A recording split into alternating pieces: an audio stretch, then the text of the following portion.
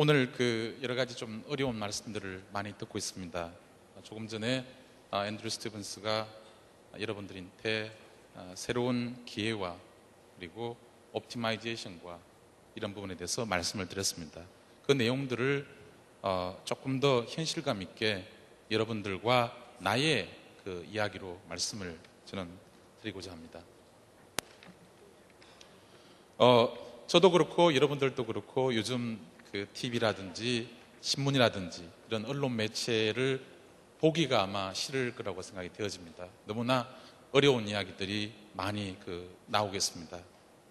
좀 전에 이승 사장께서 경제 위기에 대한 말씀을 하셨습니다만은 지금의 경제 위기는 남의 이야기가 아니고 경제 이야기가 사회 전반의 위기로 확산이 되고 있고 또 여러분들의 회사와 또 마찬가지로 저희 회사의 위기로 오고 있고 결과적으로 여러분들과 저의 위기인 상황으로 이해를 하고 있습니다. 이러한 위기 상황에서 나 스스로 또 여러분 스스로 무엇을 어떻게 하는 것이 나도 살고 여러분도 살고 또 여러분들의 회사가 살아남을 수 있을 것인가, 그런 부분에 대해서 한 25분 정도 고민을 가졌으면 좋겠습니다. 요즘 이런저런 어려운 이야기들 속에서도 미국 이야기입니다만은 1월 달에 굉장히 반가운 그나마 뉴스를 접할 수 있었습니다. 아래 화면에서 보시는 것처럼 1월 15일 날 승객 155명을 태우고 뉴욕의 라구아디아 공항을 이륙해서 샬롯으로 향하던 US 에어웨이가 이륙한 지 얼마 되지 않아서 버드 스트라이크를 당했습니다.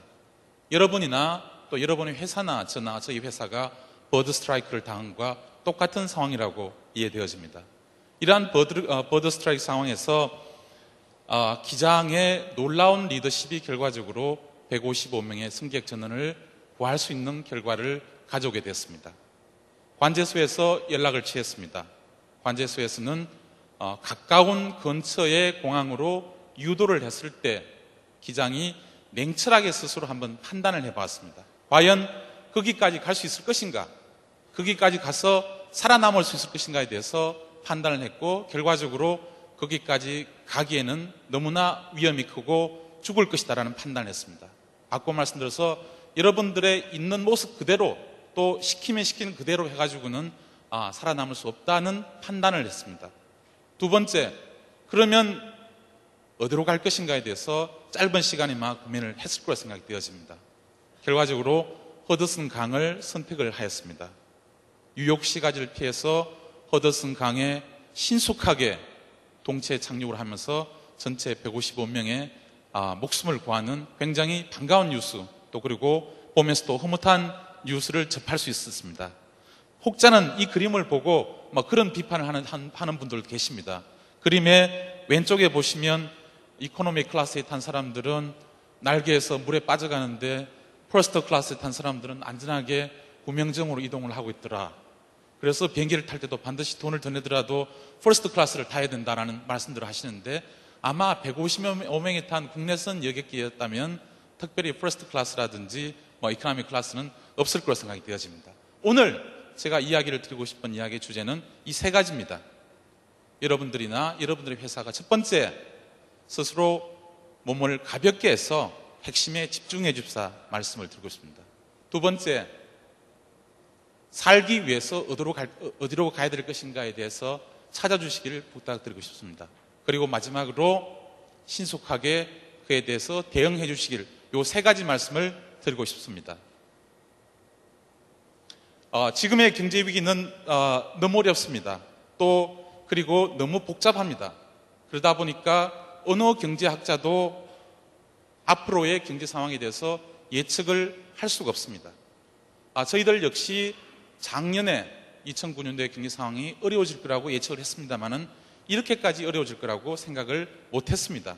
마찬가지로 지금의 경제학자들이 예측하는 올 하반기나 또는 내년의 예상도 저희들이 신뢰할 수가 없는 부분들입니다. 역시 이러한 경제 위기를 극복할 수 있는 방안 역시 너무나 복잡하다 보니까 그 방안을 찾고 있지 못하고 가장 하수의 이 해결 방안들을 쓸 수밖에 없는 상황들입니다. 바꿔 말씀드려서 감세를 하고 돈을 풀어서 경기 부양을 하는 조치를 취하고 있습니다. 여러분들 이런 조치가 앞으로 어떻게 될 것인가에 대해서 한번 생각을 해보시기 바라겠습니다. 바람 빠진 풍선, 터진 풍선에 바람을 집어넣으면 다시 그 풍선은 언젠가는 터지게 된다는 이야기입니다. 이번에 경제 위기를 올 하반기나 내년 초에 경제 위기를 넘긴다 하더라도 앞으로 다시 돌아오게 되어지는 경제 위기는 반드시 돌아오고, 아마 그 경제 위기의 사이클들은 점점점 짧아지고 또 경제 위기의 진폭 역시도 더 커질 거라고 생각이 되어집니다. 바꿔 말씀드려서 여러분들이 취해야 될 조치는, 살아남기 위한 조치는 이번 경제 위기를 극복하기 위한 일회성의 해결 방안이 아니고 항구적으로 지속적으로 앞으로 여러분들이 살아가면서 닥쳐올 경제 위기는 더욱더 짧아질 것이고 그 경제 위기의 폭은 더욱더 커지기 때문에 항구적으로 살아남기 위해서 우리 기업은 무엇을 할 것인가에 대해서 고민을 하셔야 될 것 생각이 되어집니다. 현재의 경제 위기가 동유럽 부분으로 번지고 있습니다. 아까 시야에서 말씀도 있었습니다만은 헝가리나 체코나 폴란드의 디폴트가 예견이 되어지고, 이러한 동유럽의 95%는 서유럽에서 대출이 나갔습니다.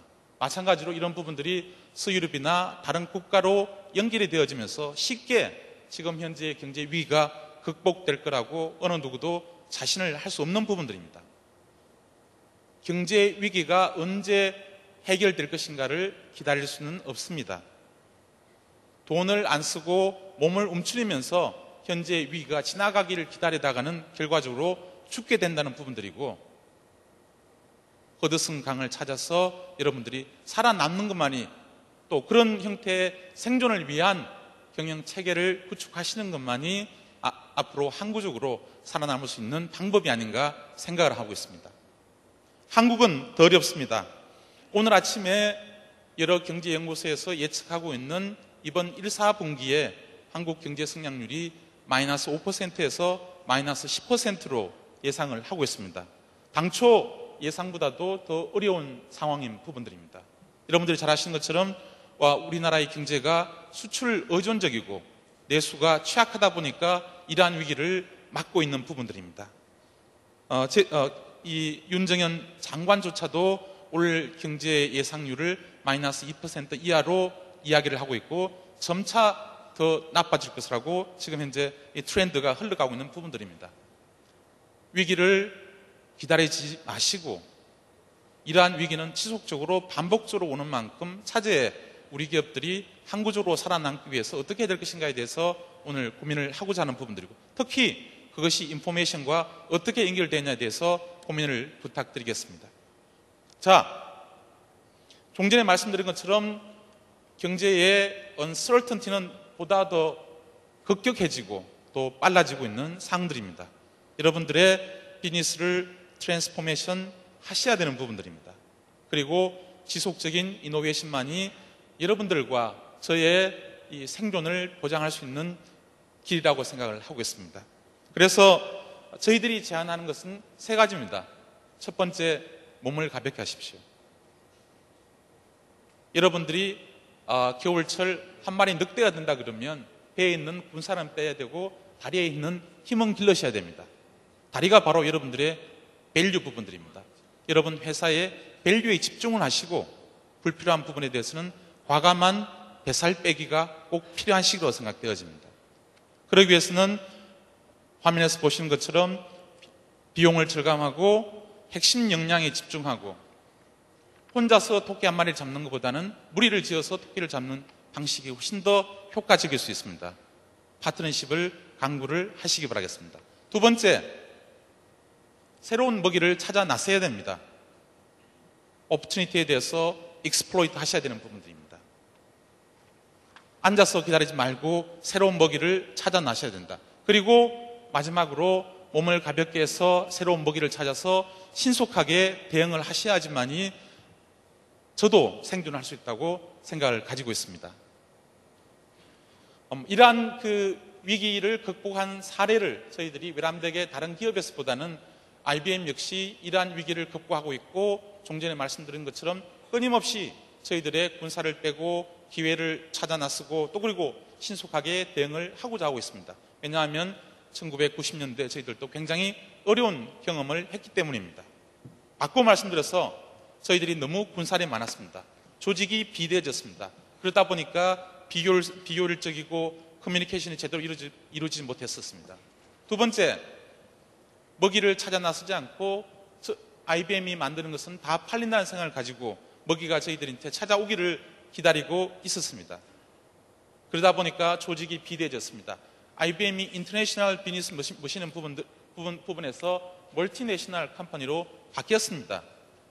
세금 문제를 극복하기 위해서 전 세계 거의 대부분 모든 나라에 별도의 IBM을 만들었습니다. IBM 속에는 기업이 필요한 여러 가지 모든 펑션들을 다 가지고 있고 거기에 IBM 스스로 투자를 하고 관리를 하고 운영을 하다 보니까 그 속에서 얼마나 복잡하겠습니까?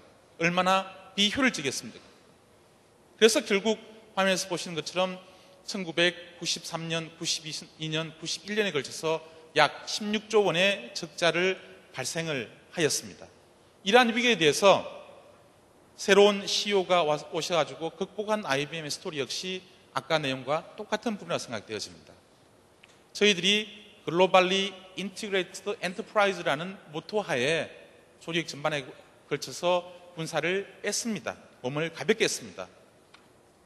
각 나라마다 가지고 있던 대부분의 지원 기능들을 전체를 다 표준화시키고 통합하는 과정을 통해서 각 나라는 핵심 코어만 갖게 있고 밸류만 갖게 있고 나머지 대부분들은 전 세계 약 300국에서 쉐어드 서비스를 제공하는 형태로 회사의 전반적인 군살 빼기와 몸을 가볍게 하고 핵심에 집중하는 노력들을 했습니다.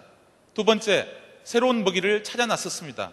좀 전에 LG전자의 김상무님께서 말씀하셨습니다마는 저희들은 PC 사업이 아니라고 판단하고 과감하게 불편한 사업들을 매각하면서 새로운 비즈니스 기회를 찾아서 서비스 부분으로 회사를 트랜스포메이션 시켰습니다.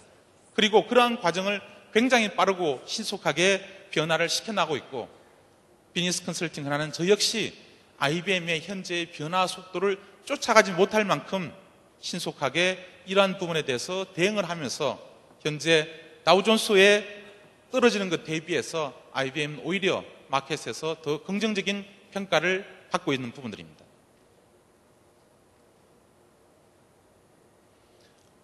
다시 한번 말씀드린다면 특히 IT 관점에서 말씀을 드린다면 여러분들의 군사를 빼기 위해서 IT를 비용 효율적으로 차릴 수 있는 방법들은 많다고 생각이 되어집니다.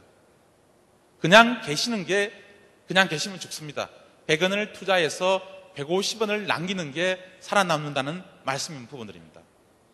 두 번째, IT 역시 새로운 기회를 창출하는 데 많은 기여를 할 수 있는 부분들입니다. 좀 전에 말씀드렸던 여러 가지 비즈니스 인텔리전스 부분들이 바로 이런 부분들을 지원할 수 있을 것입니다.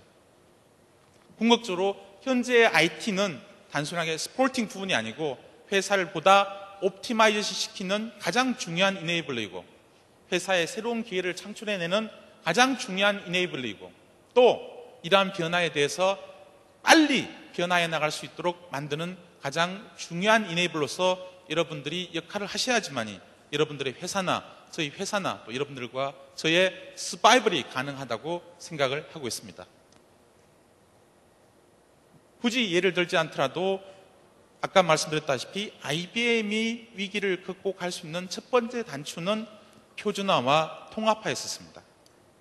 조직의 비대한 부분들을 슬림화시키고 효율화시키기 위해서 저희들이 전 세계 여러 사업본부에서 가지고 있던 굉장히 복잡한 부분들에 대해서 그것이 데이터이든 인포메이션이든 프로세스이든 궁극적으로 데이터와 인포메이션의 표준화를 통해서 여러분들의 프로세스나 또는 여러분들의 조직을 표준화시킬 수 있습니다. 그 표준화를 통해서 통합이 이루어질 수 있었습니다.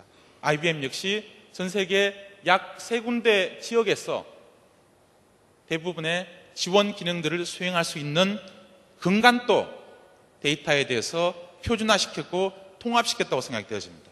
그리고 저 역시 오랫동안 컨설팅을 하면서 여러분들의 비용을 절감할 수 있는 가장 효과적인 방법이 표준화와 통합화와 시스템화라 생각되어집니다. 순서가 표준화, 통합화, 시스템화입니다. 아까 LG전자의 MDM 같은 경우도 지금 말씀드리고 있는 표준화, 통합화, 시스템화를 실제 가능하게 하는 가장 좋은 방법입니다. 저희들이 MDM 프로젝트를 하고 나서 욕을 먹은 적은 한 번도 없었습니다. MDM 프로젝트를 하고 나시면 그게 들어가는 투자 대비 인컴이 훨씬 더 클 부분입니다. 바꿀 말씀드려서 어려운 시기에 주저앉지 마시고 이런 활동을 통해서 보다 여러분들의 비용 효율성을 강구할 수 있다고 생각되어집니다. 이러한 MDM에 기반하에서 조직도 통합되어질 수 있는 부분들입니다. 두 번째, KT나 아까 LG전자의 케이스처럼 데이터 웨어하우스 근간으로 저희들이 비즈니스 인텔리전스를 할 수 있는 부분들입니다. 새로운 마켓과 새로운 커스터머와 새로운 비즈니스 기회들을 여러분들이 만들어 나가셔야 되는 부분들입니다. 급격하게 변화하고 있는 상황에서 살아남기 위해서는 저희들의 새로운 먹이가 반드시 필요한 부분들이고 이러한 부분들을 여러분들이 눈 뜨고 지켜본다고 해서 답이 나올 부분들은 아니라고 생각합니다. 이러한 이 근간하에서 새로운 먹이를 찾아주실 수 있다고 보여집니다. 마지막으로 이런 것들이 기업 전반적으로 통합이 되어져서 경영진이나 여러분들이 보다 신속히 의사결정을 내릴 수가 있다 그러면 지속적인 경제 위기의 반복과 그 진폭 속에서도 여러분들과 또 여러분들의 기업이 생존해내고 더불어서 이런 기회를 거치면서 이 상위 500대 기업의 상위 100대 기업의 변화가 이런 식의 가장 급격하게 이루어지고 있습니다. 여러분들 기업이 보다 세계에서 리딩하는 그런 기업으로 성장할 수 있는 기회로 마련하시기를 당부드리겠습니다. 감사합니다.